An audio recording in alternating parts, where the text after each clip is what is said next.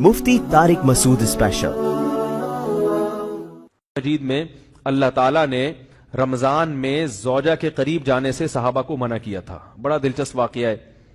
रमजान की रातों में भी ज़ौजा के करीब जाने से मना किया था। एक सहाबी थे, वो रात में कहीं चले गए, अब बड़े परेशान हुए, रसूलुल्लाह सल्लल्लाहु अलैहि वसल्लम के पास आए, अर्ज किया या रसूल अल्लाह, मुझसे गलती हुई, रमजान की रात में मैंने अपनी ज़ौजा के करीब चला। आपने फरमाया क्यों? वो बड़ा दिलचस्प सा वाकया है, बजाय थोड़ा हया के खिलाफ भी है, लेकिन इतना भी नहीं है।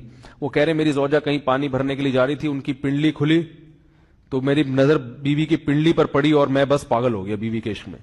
मैं ये इसलिए बयान कर रहा हूं कि जो लोग नजर की हिफाजत करते हैं वो बीवी के इश्क में पागल होते हैं। जो दिन रात इंटरनेट पर पिंडलियां देखते रहते हैं, उन्हें बीवी की पिंडली भी क्या, शक्ल भी अच्छी नहीं लगती उनको। बदनजरी का ये अजाब है, वबाल है कि जो अल्लाह ने घर में आपके लिए बिठाई है वो आपको अच्छी नहीं लगेगी।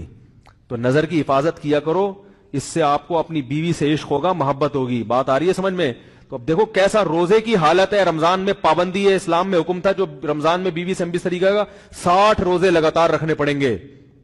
कितना बड़ा जुर्म, लेकिन सहाबी से बर्दाश्त नहीं हुआ। सिर्फ ज़ौजा के पांव पे नजर पड़ी है, तो वो कैसे बीवी से मोहब्बत करते होंगे और वो बीवी के बगैर रह सकते होंगे। और आज लोगों के फोन आते हैं, हमारी बेगम जिस दिन मैके जाती है इतनी खुशी है, ऐसा अच्छा सा फील होता है, ऐसा अजीब सा महसूस हो रहा होता है जैसे आजाद हो गए। तो मैं कहता हूं जाहिर है अब तुम्हें मौका मिल गया कुंडी लगाने का, ठीक है ना, और ये आंख मटक्के करने का, तो खुश तो हो गए। तो ये भी एक अजाब है जो लिबरल लोग ने जिस अजाब में डाला हुआ है ना, इसमें औरत के हुकूक नहीं है। औरत के हुकूक नजर की हिफाजत में और औरत के पर्दा करने में है। जब मर्द बाहर निकलेगा सब पर्दे में होंगी तो आएगा किसके पास? बेगम के पास ही आएगा। तो इतने मुंह काला करने के रास्ते खोल दिए हैं, तो जाहिर है फिर कामयाब इज़्दिवाजी जिंदगी नहीं होती। तो नबी के पास आए, अर्ज किया या रसूल अल्लाह मैं बर्दाश्त नहीं कर पाया। तो आप मुस्कुरा दिए। तो वह नबी के पास गए, या रसूल अल्लाह ऐसे हुआ, मुझसे गलती हो गई। तो आपने फरमाया क्यों? फरमाया ऐसा हो गया था। तो आप सल्लल्लाहु अलैहि वसल्लम ने फरमाया 60 रोजे रखो लगातार। उन्होंने फरमाया एक की ताकत नहीं है, उसमें ये हो गया 60 भाई कैसे रखूंगा, नहीं है ताकत 60। आपने फरमाया ठीक है, फिर 60 गरीबों को 2 टाइम का खाना खिलाओ। फरमाया इसकी भी ताकत, बोलो भाई, नहीं। इतने में एक सहाबी लाए कोई चीज सदका करने के लिए।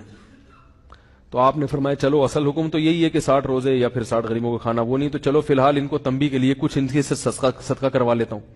फरमाया चलो ये फलां खैरात की एक चीज लेकर आए हैं, तुम ये लेके गरीबों में बांट दो। उन्होंने फरमाया मुझसे ज्यादा गरीब पूरे मदीना में अरे भाई कोई भी नहीं।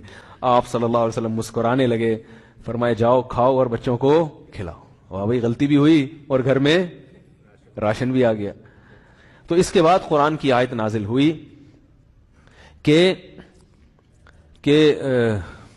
उहिल्ला लकुम लैलतस सियामि रफसु इला निसाइकुम हुन्ना लिबासुल लकुम व अंतुम लिबासुल लहुन्ना अलिमल्लाहु अन्नकुम कुंतुम तख्तानूना अनफुसकुम फताबा अलैकुम वअफा अन्कुम फलआना बाशिरूहुन्ना वब्तगू मा कतबल्लाहु लकुम।